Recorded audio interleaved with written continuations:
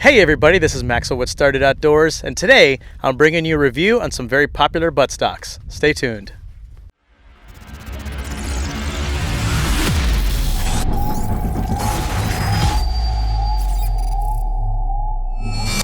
I'd like everybody to give a warm welcome to Dawn Johnston, my special guest for today. In 1990, when Congress opened up combat jobs to women, Dawn was actually the first female to enter into radio operator school in the Marine Corps. So welcome, Dawn.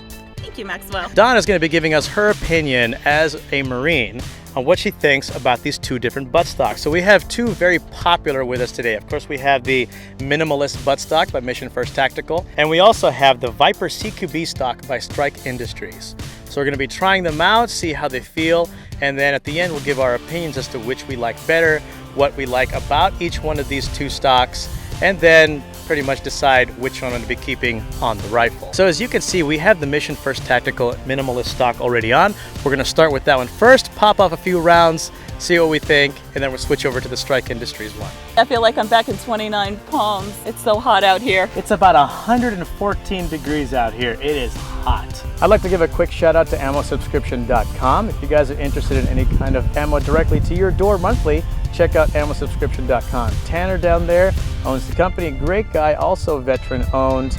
They offer a wide range of different calibers for both pistol and rifle, from 9mm to 40 to 45, and then from 5.56 to 308.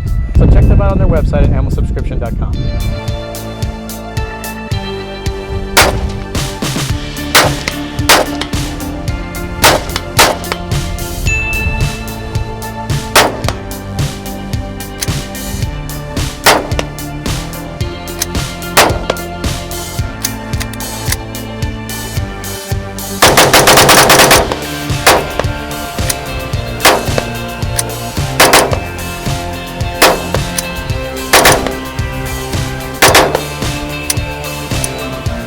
Fits comfortably. I like it. I do.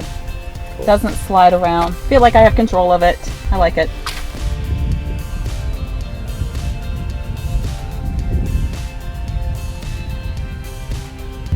Yeah, it does feel good. I like it a lot too. It fits in the groove comfortably, and it's just the right amount of spacing. Dip of your shoulder. Yep. Really well right inside there. So it just tucks in real tight and holds well. Now we're going to try out the Strike Industries CQB buttstock and see how it feels.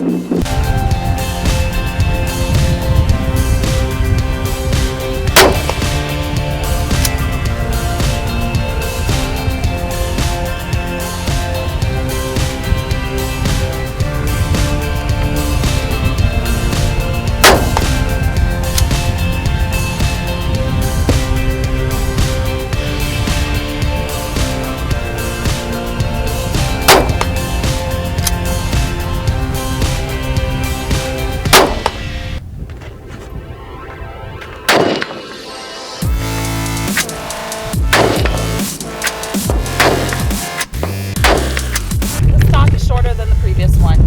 The brim on my cover got in the way, so I had to pop that off as I was shooting off rounds. It is smoother than the other one. It doesn't grip as well. I would much prefer the grip on the end. It was smaller in here, whereas I preferred the larger, the wider grip. It serves its purpose. I would use it if I had to, but I like the other one better. All right, Maxwell, before we get started, can you walk on over there and grab your watch and tell us how hot it is now? Let's do that. Holy crap. It is 120.6 degrees. Toasty! The watch is hot.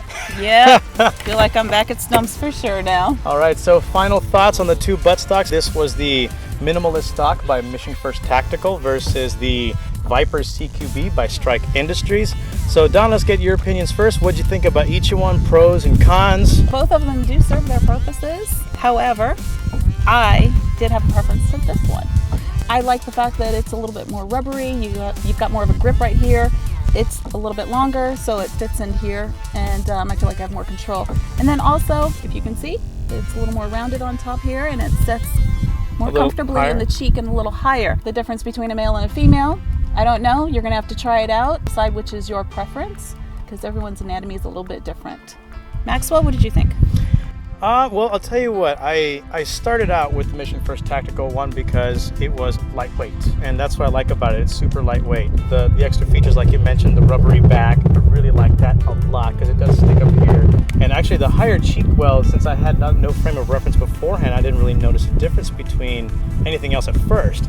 But then actually firing between the two, trying it out, I know you were mentioning it, when your cheek is up against the cheek weld right over here, your cheek does stand a little higher on this right here, where I know, Dawn, you were telling me earlier that when you were looking through the scope, you actually had to adjust slightly upwards a little bit because this one actually raised it up, whereas the Viper didn't. Of the two themselves, the Viper does have some great features in my opinion. I really do like its sliding mechanism much better than this one. I think it's a little bit more intuitive. This one, it's good. I mean, you put your thumb right, your middle finger right there and slides. That one, you just squeeze all together in one shot. Yeah, and it seems like it. This one does slide a lot more smoothly, and but there's a little bit of wiggle room. And I don't feel that affected anything at all. It's just more of a, I think it's just a feature of, coolness factor. Oh, make it so it doesn't slide. I mean, this one's good too. This one, there's no shake at all. This one's really tight. Yes. And that's what they're known for too. They're known for being very, very tight. I mean, it's obviously great build, great quality. Same with the Strike. I do like that it has the quick disconnect point right here on the side. And this one is a metal disconnect right there on the side. This one does have it right here on the bottom. So if you have it, you can put a quick disconnect point right here, whereas the other one is here on the side. That one is a slightly smaller frame size. So if you put them right next to each other right here, you'll notice that this one's a little bit longer here. This one's shorter. So like you were mentioning, this one fits into your shoulder a little bit better. Right. And then I think you were mentioning also about the back here, again, the rubbery back here, where this one here, the CQB, doesn't have that. This is a smooth back.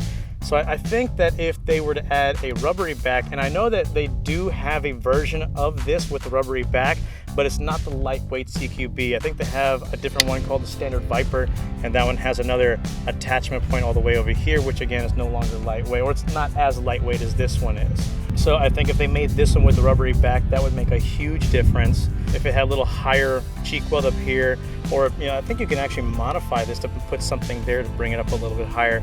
But as it sits right now, I think it's a great system, but I still like you said, I think this system's a little bit better right now because of the higher cheek raise, weld right there, and the rubbery back. That would be my two biggest qualms, I guess. Right, and then also if you notice, I don't know if you can tell that this one's a little bit longer than this one, and if you notice when I was firing, I did have to pull my cover off, and because it kept hitting my scope, and it wasn't comfortable. I was trying to aim it. So, yeah, I like that one better.